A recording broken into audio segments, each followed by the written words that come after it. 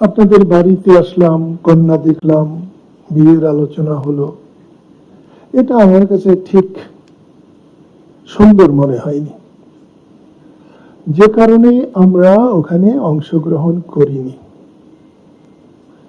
এতে অনেকে অনেক রকমের আলোচনা করেছে, মতামত ব্যক্ত করেছে। সৌভাগ্য না দুর্ভাগ্য, আপনি আপনার বক্তব্যের আগে অনানুষ্ঠানিকভাবে আমাদেরকে বলবার চেষ্টা করেছেন যে আমাদের আলোচনা সরাসরি প্রচার হবে, সেই জন্য আপনারা একটু চিন্তা করে বলবেন। এটা খুবই যুক্তিযুক্ত কথা। এখন কেউ কাউকে সম্মান করে না, কেউ কাউকে কিছু মনে করিয়ে দেয় না।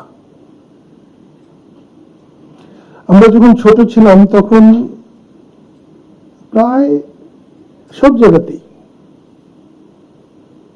স্কুলে, কলেজে, পাড়ায় পাড়ায় নাটক থিয়েটার হতো, এবং সেই নাটক থিয়েটারের জন্য 1 মাস, 2 মাস, 3 মাস রিহার্সেল দিত। রিহার্সেলে লোক থাকতো 20, 30, 40, 50 জন, এবং সেই রিহার্সেল শুনবার জন্য আরো 50 জন সেখানে উপস্থিত থাকতো। তারা যে এই যে 3-4 ঘন্টা ওখানে ব্যয় করতো, 4-5 ঘন্টা, এই 4-5 ঘন্টায় তাদের মাথায় কুচিন্তা, কুবুদ্ধি, কুকর্ম, তারা কিছুই করতো না, করতে পারতো না। আমাদের দেশে এখন সময় ব্যয় করার মাধ্যম খুবই কমে গেছে। আমাদের দেশে মানুষের কিছুতে লেগে থাকার সময়টা নষ্ট হয়ে গেছে।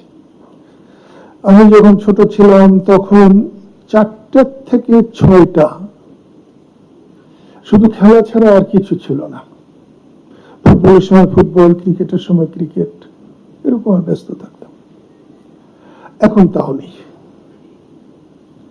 এখন আমরা ফ্রি স্টাইলে আছি, ভীষণ ফ্রি স্টাইল আমরা। তো এরকম একটা অবস্থায় সেদিন ওই কারণে আমি আসিনি বা আমার দল আসেনি। কিন্তু এখন যেহেতু দেশটাই ভাগাভাগি হয়ে গেছে,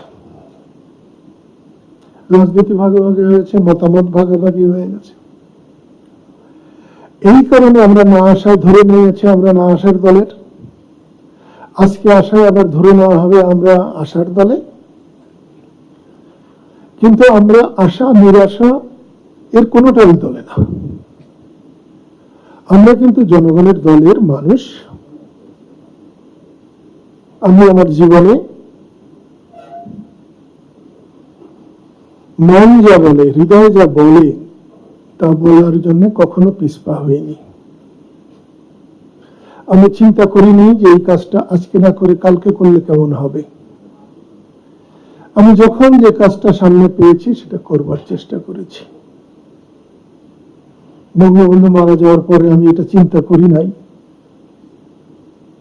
যে প্রতিবাদ প্রতিরোধ করলে কি হবে, আমি বেঁচে থাকবো না মরে যাব। আমরা অত্যন্ত খোলা মনে আপনাদের এখানে এসেছি, কিন্তু আপনাদের কর্মকাণ্ড যতটা সময় পার হয়েছে ততটা সময়ে আমাদের মধ্যে একটা দ্বিধা, একটা দ্বন্দ্ব, একটা দৈন্যতা কাজ করছে।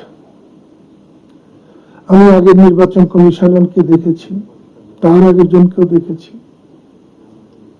এবং আপনি যেটা বললেন জেলখানায় থাকার সময়, ওর পরে যেহেতু বাইরে আছি, রাজনীতি করি, সব নির্বাচন কমিশনারদের সঙ্গে আমার দেখা হয়েছে। প্রধান নির্বাচন কমিশনারের সঙ্গে দেখা হয়েছে, অনেক রাষ্ট্রীয় দাওয়াতেও দেখা হয়েছে, কথা হয়েছে। গত নির্বাচন কমিশনার সমস্ত দেশকে ডুবিয়ে গেছেন, তার আগের জন্য তাই করেছেন, তার আগের জন্য কম বেশি তাই করেছেন। আমার চোখে আবু হেনা, কি নাম যেন, অন্যান্য আবু হেনা সাহেবের আগে ছিলেন আব্দুর রব সাহেব, আমার দেখা মতে আবু হানিফার মতো মেরুদণ্ড, শক্তিশালী মেরুদণ্ডওয়ালা প্রধান নির্বাচন কমিশনার দ্বিতীয় কেউ হননি। গতজন যে যিনি এসেছিলেন, আমার একটা মামলা ছিল আপনার নির্বাচন কমিশনে, সেখানে রিজেক্ট করাতে আমি হাইকোর্টে গিয়েছিলাম। হাইকোর্ট সেটা অ্যাকসেপ্ট করেছিল। আপনার নির্বাচন কমিশন, যেটা অসম্ভব, হতেই পারে না, তারা হাইকোর্টে বাদী হয়েছিলেন। আমি কিন্তু আপনার কাছে আসামি হিসেবে আসিনি, বাদী হিসেবে আসিনি, আপনাকে কোর্ট হিসেবে, আদালত হিসেবে এসেছিলাম। এবং আমি একজন আইনজ্ঞের ছেলে। আমার বাবা 70 বছর আইন ব্যবসা করেছেন এবং আমার বাবার অনেক শিষ্য হাইকোর্টে চিফ জাস্টিস হয়েছেন, জাস্টিস তো অনেকেই হয়েছেন। আমার ধারণা ছিল না যে কোন আদালত বাদী হতে পারে। আপনি ইলেকশন কমিশন বাদী হয়ে আমার নামে হাইকোর্টে, সুপ্রিম কোর্টে মামলা করেছিলেন, অ্যাপিল করেছিলেন।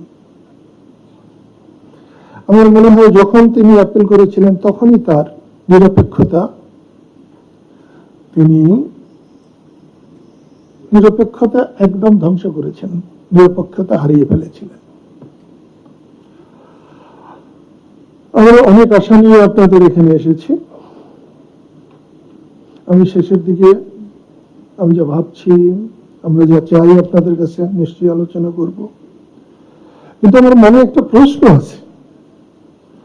সেই প্রশ্নটা হলো, আপনারা যে চিঠিটা দিয়েছেন, এই চিঠির প্রথম প্যারাটা অসাধারণ।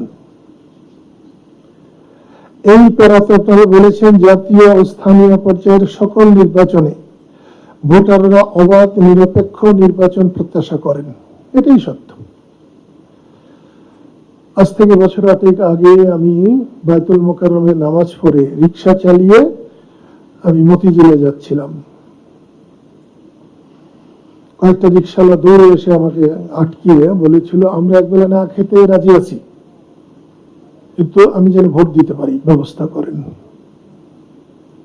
এটা আমার কথা না, আপনারা যারা আছেন বাড়িতে যে স্ত্রীকে জিজ্ঞেস করেন, বাচ্চাদেরকে জিজ্ঞেস করেন, দেখবেন এই কথাই বলবে। তো এখানে এটার চেয়ে বড় কথা আর হতে পারে না। তারা স্বচ্ছন্দে নিরাপদে তাদের ভোটাধিকার প্রয়োগ করতে চান। নির্বাচন কমিশন সবার জন্য সমান সুযোগ সৃষ্টি করে অবাধ নিরপেক্ষ নির্বাচন অনুষ্ঠানের জন্য যাবতীয় কার্যক্রম গ্রহণ করে থাকে। এইখানে আমার হলো যে নির্বাচন কমিশন তো গ্রহণ করে থাকে, কিন্তু এটা নিশ্চিত করে কিনা, নির্বাচন কমিশন সকলের জন্য একই রকম কিনা। আমি আপনাদের মতামত শুনিনি, কিন্তু পত্রিকায় দেখেছি বিএনপির জন্য 2 ঘন্টা, আওয়ামী লীগের জন্য 2 ঘন্টা, বাকিদের জন্য 1 ঘন্টা। আদৌ এটা আপনাদের সিদ্ধান্ত কিনা? যদি সিদ্ধান্ত হয়ে থাকে তাহলে আপনারা আপনাদের নিরপেক্ষতা হারিয়েছেন। বর্তমানে যারা ভারত শাসন করে, বিজেপি, ওনারা যখন দল গঠন করেছিলেন তখন মাত্র 2টি সিট পেয়েছিলেন। আজকে প্রায় 300 সিটের অধিকারী তারা। আবার হয়তো সামনে কমে যাবে, অনেক সিট কমে যাবে। সেই জন্য নির্বাচন কমিশন যদি আগের থেকে বড় দল ছোট দল এটা যদি বিভাজন করেন, তাহলে শুধু ভোটারদের প্রতি কেন, আমাদের প্রতি একটা বিমাতা সুলভ আচরণ হয়। এখানে আরেকটা কথা আমি আপনাকে মনে করিয়ে দিতে চাই। আপনার আগের জন, তিনি এই ঘরেই আমার সামনে,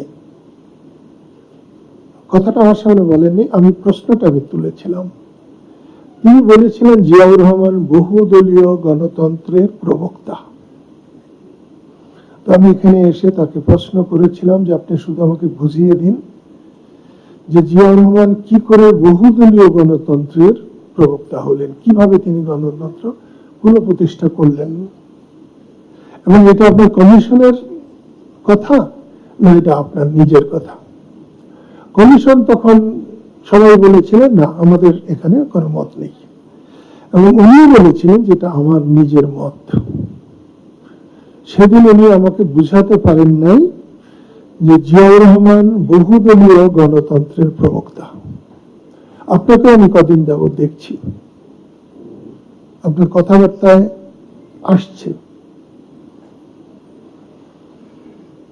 বিএনপি নির্বাচনে অংশগ্রহণ না করলে নির্বাচন, গণতন্ত্র নষ্ট হবে, নির্বাচন নষ্ট হবে, এ ধরনের কিছু কথা শুনতে পাচ্ছি। আমরা বলবো এখানে বিএনপিও কিছু না, এখানে আওয়ামী লীগও কিছু না, এখানে সবকিছু হচ্ছে জনগণ এবং দেশের ভোটার। আপনার যদি 65 থেকে 70% ভোটার আওয়ামী লীগ বিএনপি ইলেকশনে না গেলেও যদি তারা ভোট দিতে যায় এবং ভোট দেয়, তাহলে আপনার চাইতে চমৎকার নির্বাচন কমিশন আর হতে পারে না। সেই জন্য বড় কথা হচ্ছে নির্বিবাদে ভোটারদের ভোটে অংশগ্রহণ। এবং যেটা যথার্থই আপনারা বলেছেন যে মানুষের উৎসাহ কমে গেছে, ভোটারদের ভোট দেওয়ায় উৎসাহ কমে গেছে, সেটা আপনাদেরকে নিশ্চিত করতে হবে। একে তো তারা নিরাপদে যাতে ভোট দিতে পারে সেটাকে করতে হবে, আর মানুষের যাতে উৎসাহ বাড়ে সেটার ব্যবস্থা করতে হবে। বাধা অনেক আছে, প্রতিবন্ধকতা অনেক আছে, কিন্তু এটা দূর করা কোনো কঠিন কাজ মোটেই নয়। আমি আবারও আপনাকে ধন্যবাদ জানাচ্ছি। আমার অনেকগুলো বিতর্কিত প্রশ্ন হবে আপনাকে এবং আপনারও কাছ থেকে উত্তর আশা করব, কিন্তু এখন আমি আমার দলের পক্ষ থেকে এক এক করে অল্প কয়েকজনই বলবেন এবং খুব কম কথা বলবেন। প্রথমে আমি সাধারণ সম্পাদক সাহেবকে বলবো আমাদের প্রতিবেদন মাননীয় কমিশনকে এক এক করে পৌঁছে দেওয়ার জন্য।